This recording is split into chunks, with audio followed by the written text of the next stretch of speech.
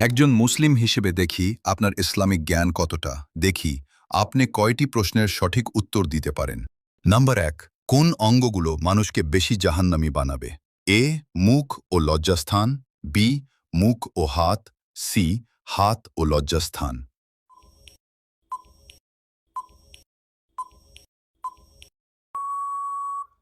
শুদ্ধ উত্তর হল এ, মুখ ও লজ্জাস্থান। নম্বর ২, কোনো মুমিনকে কুফরিতে অভিযুক্ত করা কেমন অপরাধ? এ, তার সম্পদ জোর করে দখল করার মতো অপরাধ। বি, তার সম্মান নষ্ট করার মতো অপরাধ। সি, তাকে হত্যা করার মতো অপরাধ।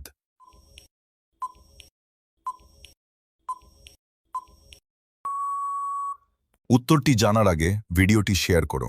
এই বিষয়গুলো অনেকেই জানে না, আপনার একটি শেয়ারে হাজারো মুসলিম ভাই বোন জানতে পারবে। শুদ্ধ উত্তর হল সি, তাকে হত্যা করার মতো অপরাধ।